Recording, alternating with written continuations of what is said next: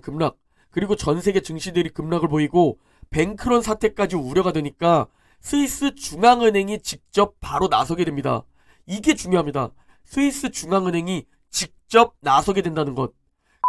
안녕하세요. 웅덩이 매매법 레버리지 ETF 장기 투자자 디벨롭몽입니다. 오늘 영상 시작하기에 앞서 제가 매월 진행하는 스타벅스 이벤트에 무려 500분 정도 댓글을 달아주셨는데요. 문제는 CPI가 예상치에 딱 부합한 발표가 나온 겁니다. CPI는 6.0%로 발표되었고 나스닥은 2.14%로 너무 무난하게 나온 겁니다. 전 속으로 와 망했다. 이거 맞추는 분들 너무 많겠는데?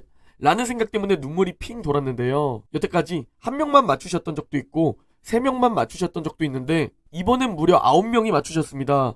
찬이님, 정상희님, 콘제이님, 김조기님, 정은숙님, 피아노 레전드님, JBPP님, TH리님, YJB님은 이 영상 보시면 고정 댓글에 카톡 링크 걸어둘 테니 저에게 인증 카톡 부탁드립니다. 스타벅스 기프티콘을 드리겠습니다. 축하드립니다. 자, 오늘도 계좌 먼저 공개하고 시작합니다. 다시 국내 계좌가 양전했습니다. 그리고 미국 직투 계좌는 어느새 다시 마이너스 22%까지 말아 올렸습니다. 특히 지금 매우 눈에 띄는 게 있습니다. 바로 S&P 500보다 나스닥이 더 강한 상태라는 겁니다. 어느새 QLD 수익률이 SSO를 많이 따라잡고 있죠. 불과 한 달 전만 하더라도 QLD 수익률은 마이너스 30%일 때 SSO는 마이너스 11% 정도였는데요. 이제는 QLD가 마이너스 23%인데 SSO는 마이너스 16% 정도로 갭이 줄었습니다. 즉 금리 인하를 강하게 시장에 반영하고 있다 라는 뜻이 됩니다. 왜냐면 금리가 하락하면 가장 수혜를 많이 받는 게 바로 기술주들이기 때문이죠. 결국 영원한 하락은 없다 라는 얘기로 연결되며 제가 항상 강조드리는 우리는 그냥 사이클에 올라타 있으면 된다는 겁니다. 맵을 살펴보면 알 수 있듯이 빅테크들이 이런 소식에 양전하며 나스닥의 상승 전환을 이끈 것을 볼 수 있죠. 금리 인하되고 완화 정책으로 또 바뀌면 결국 빅테크가 가장 잘 나갈 것이기 때문입니다. 먼저 웅덩이 매매법 매수 현황입니다. 나스닥 두 배 레버리지 QLD는 60일선 매수 타이밍 분할 매수 중이고 현재 딱 4일차까지 매수하려 했습니다. 오늘까지 분할 매수하면 잠시 관망합니다. 다음으로 S&P 500 두 배 레버리지 SSO는 121선 매수 타이밍이 왔었는데요. 어제 5일차까지 분할 매수를 끝냈고 이제 다음 매수 타이밍까지 관망합니다. 마지막으로 반도체 두 배 레버리지 USD는 여전히 웅덩이가 파이지 않아 다음 매수 타이밍을 기다리며 관망 중입니다. 금일 미국 증시 3대 지수를 살펴보면 어제 저녁 풀이장에 다들 좀 겁먹으셨을 겁니다. CPI 잘 나와서 상승한다. SVB 사태도 국가 개입으로 진정되었다 라고 생각했는데 이번엔 크레딧 스위스가 문제였습니다. 이 크레딧 스위스는 최대 자금을 지원했던 사우디 국립은행이 추가 자금 지원을 할 수 없다고 밝히는 악재와 함께 재무보고서에서 취약점이 발견되었다 라는 악재도 터졌었죠. 이런 소식이 터지자 이 악재가 미국 증시를 그대로 끌어내렸습니다. 이로 인해 투자자들은 하락장에서 이런 생각을 가지게 되는 거죠. 실버게이트부터 시작된 이 파산이 SVB로 번지게 되었고 이젠 크레딧 스위스도 파산하는 거 아니야? 그래서 시장은 이 우려를 반영하면서 과하게 급락하기 시작했던 겁니다. 어제 맵을 살펴보면 금융주는 당연히 약세를 보였고 추가로 약세를 보인 게 바로 에너지 섹터입니다. 현재 유가는 이 은행들 위기 때문에 16개월 만에 $70를 뚫고 내려갔습니다. 왜냐면 이제 경기 침체가 예상되기 때문에 수요가 둔화될 테니 유가가 빠지는 겁니다. 그리고 유가가 빠진다는 것은 경기 침체가 온다는 것을 말해주지만 인플레이션 완화에는 호재인 소식이죠. 거기에 어제 미국 생산자 물가지수 PPI가 발표되었는데요. 이게 예상치를 크게 하회한 겁니다. 전년 대비 전월 대비할 것 없이 예상치보다 훨씬 많이 낮게 나왔습니다. 그리고 얼마나 많이 둔화되고 있는지는 이 그래프를 보면 확인할 수 있는데요. 어제 발표된 이 PPI는 우리가 중요하게 바라보고 있는 소비자 물가지수 CPI를 선행한다고 알려져 있습니다. 즉 물가는 다시 잘 잡혀가고 있다. 이는 얼마 전만 해도 걱정하던 인플레이션 재상승 우려를 잠재우는 데이터죠. 그리고 미국의 2월 소매 판매도 발표되었습니다. 소매 판매 역시 둔화되고 있음을 보여주었습니다. 즉 인플레이션 둔화로 연결되는 호재임과 동시에 경기 침체 우려로 연결되는 재료입니다. 어제 특히나 충격적이었던 데이터가 바로 미국 뉴욕 엠파이어 스테이트 제조업 지수입니다. 이게 예상치를 훨씬 크게 하회하며 발표되었는데요. 이 수치를 살펴보면 누가 봐도 경제 수축을 의미한다는 것을 알 수 있습니다. 이 제조업 지수가 이 정도로 하락한 건 최근 들어 리먼 브라더스와 코로나뿐이었습니다. 즉 경기 침체로 향하고 있다 라는 것을 알려주는 데이터이며 이 경기 침체로 향한다는 것은 인플레이션이 둔화된다는 것을 의미하죠. 제가 방금 데이터들을 설명드리면서 계속 반복하며 말씀드린 게 뭘까요? 바로 인플레이션 둔화와 경제 둔화입니다. 즉 이 모든 것은 파월의 의도입니다. 일부러 경제를 둔화시키는 겁니다. 의도적으로 말이죠. 왜? 그래야 인플레이션이 둔화되기 때문이죠. 즉 경제를 둔화시키기 위해 매우 빠른 속도로 금리 인상을 여태까지 단행했던 겁니다. 그래야 인플레이션을 잡을 수 있었기 때문입니다. 경제 둔화를 의도적으로 만들려고 한 것이죠. 그래서 시장이 여태까지 급락하는 것을 용인했고 닐 카시카리 연은 총재는 심지어 인플레이션이 안 잡혔는데 작년에 주가가 급등을 보이자 주식시장의 급락을 원했던 발언들을 쏟아냈었습니다. 즉 연준은 의도적으로 경제를 둔화시키고 있습니다.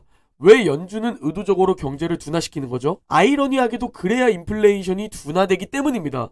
그래서 제가 계속 경제 둔화는 기정사실화다 라고 매번 얘기했던 겁니다. 그러나 하나 제대로 알고 있어야 하는 게 있습니다. 연준은 이 인플레이션을 잡기 위해 경제 둔화를 의도적으로 만드는 것이지만 이게 경제 위기를 용인하겠다는 이야기가 아닌 겁니다. 즉 경제 위기가 찾아올 것 같으면 언제든지 개입할 의지가 있는 겁니다. 그래서 SVB 파산 사태 때 미국 정부가 나서서 구제해 줬죠. 이게 어떠한 경제 위기로 연결되지 않게 말이죠. 그리고 이게 어제는 크레딧 스위스 차례였습니다. 이 크레딧 스위스의 CDS, 즉 신용부도 스와프는 최고치를 기록 중이죠. 언제 터질지 모르는 이 상황에 유럽 증시뿐 아니라 미국 증시도 함께 급락을 보였습니다. 이게 연쇄작용으로 글로벌 금융위기로 가지 않을까? 라는 과거 리먼 브라더스 공포심이 생겨난 것이죠. 이런 공포심에 크레딧 스위스 주가는 급락, 그리고 전 세계 증시들이 급락을 보이고 뱅크런 사태까지 우려가 되니까 스위스 중앙은행이 직접 바로 나서게 됩니다. 이게 중요합니다. 스위스 중앙은행이 직접 나서게 된다는 것. 급하게 스위스 중앙은행은 필요하다면 유동성을 공급할 것이라는 발표를 내놨죠. 즉 스위스 중앙은행은 언제든지 유동성을 공급할 준비가 되어 있다는 겁니다. 이 소식이 전해지자 급락하고 있던 증시가 말아올리기 시작합니다. 왜냐? 어제 발표된 지표들을 보면 인플레이션도 둔화되고 있고 국가들도 언제든지 개입하기 시작한다는 그 기대감이 반영되는 겁니다. 심리적 안도가 생겨나는 것이죠. 그러나 이제 시장은 슬슬 다음 과제, 마지막 과제라고 볼 수 있는 경기 침체에 집중하기 시작합니다. 이걸 이제 주가에 얼마나 반영하느냐, 이게 앞으로 주가의 움직임을 결정할 텐데요. 전 이번 이 경기 침체에 대한 주가 반영을 일생일대의 경제적 자유 골든타임으로 바라보고 있습니다. 5줄 구간에 빠르게 돌입할 겁니다. 지금 빠르게 평단가를 낮춰서 말이죠. 현재 국채금리가 빠르게 급락하고 있습니다. 경제 위기가 찾아올 것이라는 우려와 동시에 연준의 긴축 완화를 바라보고 있습니다. 그러나 최근 2년물 국채금리의 하락이 거의 사상 최대 수준의 하락폭을 기록 중입니다. 이 수준이 대체 어느 정도이냐? 바로 리먼 브라더스와 9.11 테러, 그리고 1987년 블랙 먼데이 이후의 최대폭이었다는 겁니다. 현재 국채금리가 하락하고 있는데 달러와 금이 함께 강세를 보이고 있습니다. 이는 안전자산에 돈이 몰리고 있다 라는 것을 우리가 확인할 수 있죠. 시장은 경기 침체를 대비하기 시작하고 있습니다. 화면에 보이는 그래프는 공포지수와 미국 증시입니다. 연속된 은행들의 파산 우려, 그로 인해 경제가 무너질 것 같은 이 공포, 이런 상황에 현재 공포지수는 18까지 떨어져 있습니다. 극심한 공포 구간에 위치해 있는데요. 전 이를 극소수인 우리 웅줌러 분들은 탐욕을 부려야 하는 구간이라고 말씀드립니다. 왜냐면 이 공포지수가 25 밑으로 내려가서 극심한 공포 구간에 위치하게 되었을 때 그때 S&P 500의 주가를 살펴보면 그 시기 단기적인 바닥, 그 어디였다는 겁니다. 찐바닥은 아닐지언정 매우 좋은 매수 타이밍이었다는 겁니다.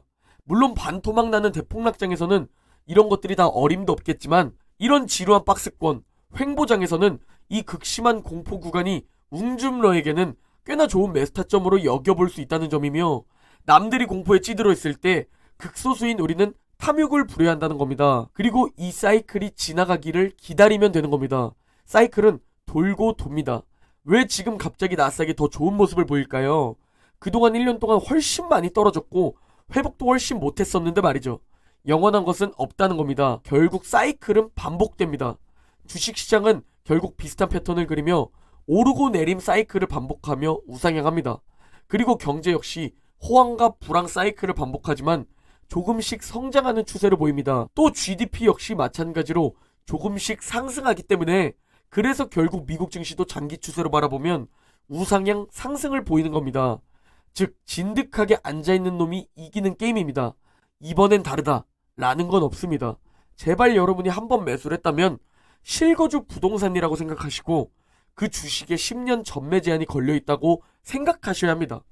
왜 부동산으로 성공한 사람은 많고 왜 주식으로 성공한 사람은 극소수일까요?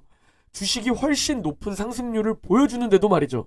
바로 주식은 쉽게 사고 팔 수 있기 때문이며 부동산은 쉽게 사고 팔 수 없기 때문입니다. 즉 부동산은 진득하게 앉아 있어야 하는 구조, 주식은 이리저리 사고 팔고 하는 구조.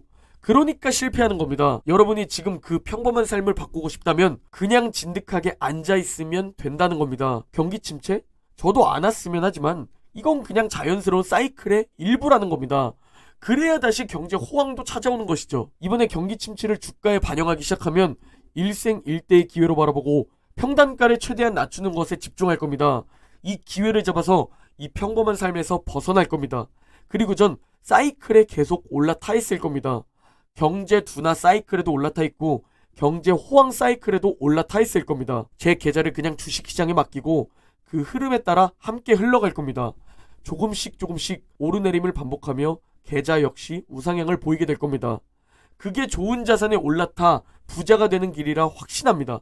제 계좌가 그렇게 되어 제 자산이 불어나는 것을 여러분들께 직접 보여드리겠습니다. 오늘 영상은 여기까지입니다. 제 영상이 도움이 되셨다면 구독, 좋아요, 알림 설정 부탁드립니다. 그럼 내일 영상에서 뵙겠습니다.